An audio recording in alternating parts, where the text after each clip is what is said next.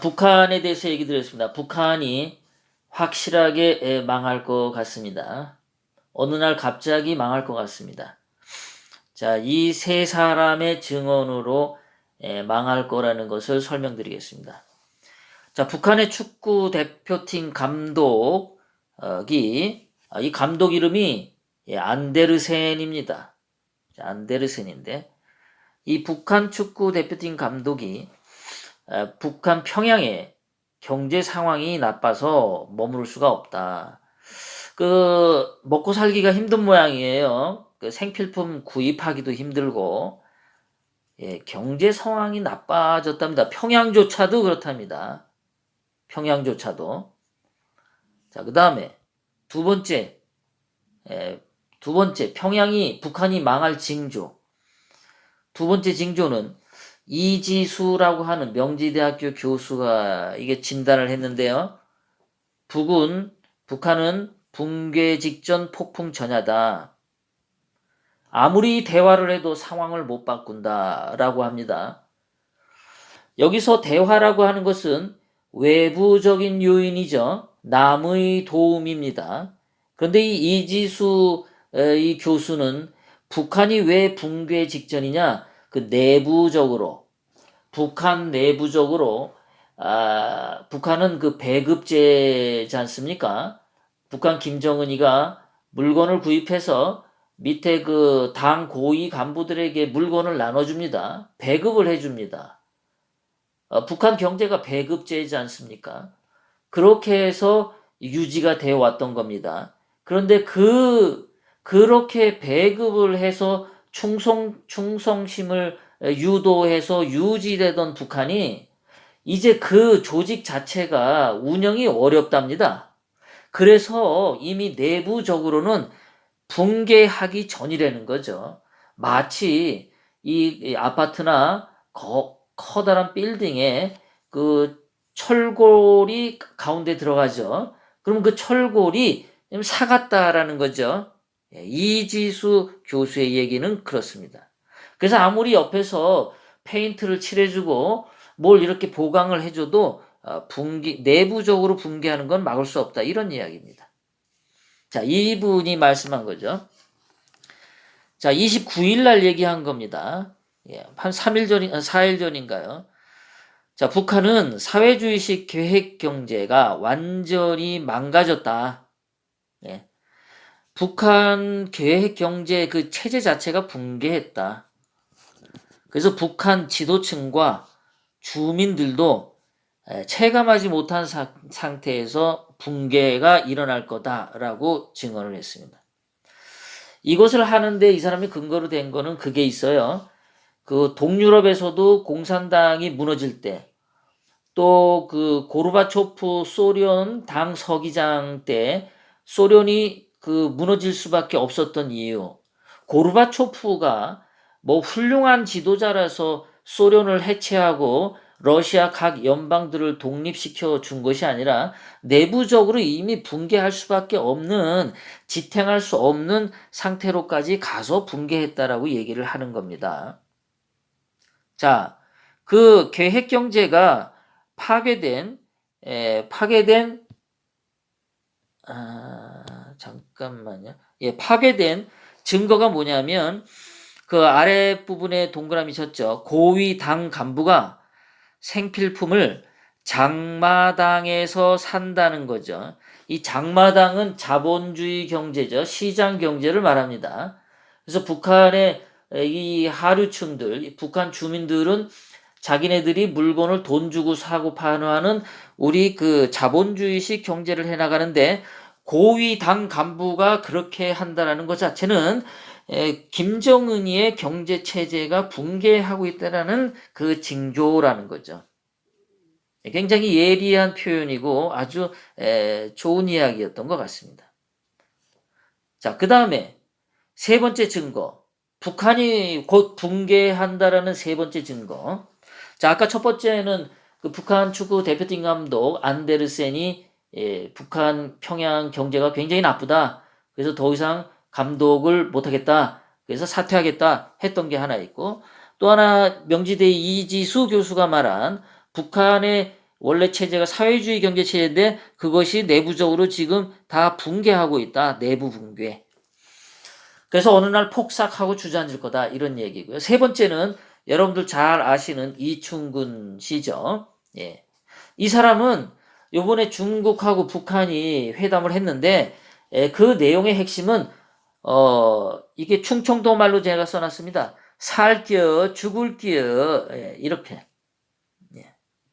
그래서 시진핑이가 너 돼지 새끼야 너 살려줄 테니까 핵 포기해. 그 핵 포기하면 먹여줄게. 자 그거 하나. 안 그러면은 그냥 죽는 겁니다. 예, 죽고서 미국에게 핵도 다 뺏긴다 이겁니다. 그러니까 어차피 핵은 다 김정은이가 갖지 못하는데 대신에 살을래 죽을래 살게요 죽을게요 그 얘기 했다는 겁니다. 예. 이충근 박사님이. 자, 그 다음에 그 트럼프 대통령이 중국을 굉장히 조이죠. 제가 지난번에도 늘 말했지만은 트럼프 대통령은 중국을 무진장 까대고 있습니다. 거기에 비해서 시진핑이는 정당하게 뭐 이렇게 용기 있게 항거하지 못하고 있죠. 자, 트럼프 대통령이 또 중국에게 강한 압력을 행사한 게 바로 이거죠. 뭐라고 돼 있나요? 중국 기업들의 그 미국 내 자산을 압류 또는 동결까지 한다라고 합니다. 중국 애들이 미국에 회사를 세웠거나 또는 개인이 뭘 했거나 이거 다 동결시킨다는 거예요. 그러면 어떻게 됩니까? 그 돈 있는 놈들이 시진핑 좋아하지 않겠죠. 중국의 고위층에 있다거나 중국의 상류층에서 미국의 재산을 갖고 있는 사람들은 트럼프도 욕하겠지만 시진핑이도 욕합니다. 그러면 시진핑의 그 권력 기반도 흔들리게 됩니다. 예. 자, 그래서 이충근 박사님이 말하는 게 그거죠. 중국과 북한이 이번에 회담한 것은 뭉쳐야 할 필요가 생겨서 모인 게 아니고 그거 아니라는 거예요. 우리나라 그 신문 언론에서는 중국하고 북한이 이번에 뭉쳐가지고 뭐 미국하고 대항하려고 그런 거다라고 그 핵의 위력을 가지고 말이죠. 그렇게 이야기를 하는데 다 개소리죠. 여러분 생각을 해보시죠. 여러분 각자가 굉장히 집에 엄청난 무기가 있어요. 그리고 엄청난 돈도 있어요. 여러분들이 각자가 엄청난 자산이 있어요. 권력이 있어요. 그러면은 여러분들이 이웃집에 여러분들이 찾아갑니까? 이웃집 사람 보러 오라고 합니까? 예? 당연히 내가 파워가 세면 저쪽 놈 보고 오라고 하죠. 자, 북한의 김정은이가 핵의 위력이 있어. 그러면은 그래서 그것을 과시하고 싶으면 아니 시진핑한테 오라고 하지 왜 지가 거기까지 갑니까? 기차 타고 22시간 기차 타고 갔답니다. 22시간 그렇게 불편하게. 자, 저는 이충근 박사님 말이 맞다고 생각합니다. 중국과 북한이 뭉쳐서 미국에게 대항하려는 것이 아니라 중국이 북한을 핵 포기해라. 돼지 새끼 너 때문에 나 시진핑이가 아주 그냥 체면 손상 다 당했어 이 새끼야. 돼지 새끼 너 때문에 내가 아주 그냥 죽을 것 같아. 라고 시진핑이가 북한 돼지 새끼한테 갈군 겁니다. 제가 늘 그렇게 얘기했었죠. 이충근 박사님도 저랑 같은 의견인 거로 돼 있네요. 자, 그래서 시진핑은 김정을 불러서 너를 살려줄 터이니 핵을 포기하라고 설득 및 강요한 것이 아닐까라고 이충근 박사님이 말씀해 주시죠. 예, 제 생각이랑 똑같습니다. 예.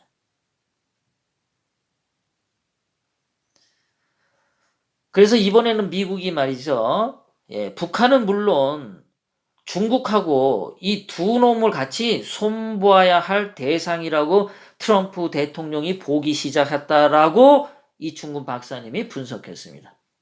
제가 한 4, 5일 전부터 했던 얘기를 우리 이충근 박사님도 똑같은 논조에서 해주시죠. 우리 이충근 박사님하고 한번 만나면 커피 한 잔 해야겠습니다. 저는 술을 먹지 못해서 먹지 못한다기보다 안 먹으려고 합니다. 술 먹. 그리고 커피를 마시면서 맨정신으로 상대방과 이야기하는 걸 좋아합니다. 술 먹고 해롱해롱 되는 거 별로 안 좋아해요. 그 제가 그 전부터 보면요, 제 남자 친구들하고 만나서 술 먹으면은 이 남자들이 술 먹으면서 나오는 습성이 하나 있는데 한 얘기 또 하고 한 얘기 또 하고 무슨 고장난 레코드판 돌아가듯이 한 얘기 또 하고 한 얘기 또 하고. 저는 그런 거 아주 딱 질색입니다. 같은 말 자꾸 하고 또 하고 하고 또 하고 그러면요. 자, 여기까지 북한이 곧 붕괴할 거다라는 세 가지 증언 내지는 세 가지 증거를 여러분들에게 설명을 드렸습니다. 자, 이번에는 그래서 그 세 가지 증거를 이렇게 들어보면은 북한은 내부적으로 붕괴할 아주 허약한 그 체제고, 그리고 밖으로도 시진핑이가 김정은을 되게 갈군다, 강요하고 압박하는 상황이다. 물론 트럼프 대통령도 압박하고 있죠. 자, 그런 상황이라서 북한의 붕괴는 몇 달 안 걸린다라는 겁니다. 그리고 우리 태극기 혁명이 성공하는 그날도 올해 안에 저는 볼 거라고 생각을 합니다. 자, 여기까지 말씀드리고 또 채팅창 여러분과 교류하고 그 다음 이야기 넘어가도록 하겠습니다.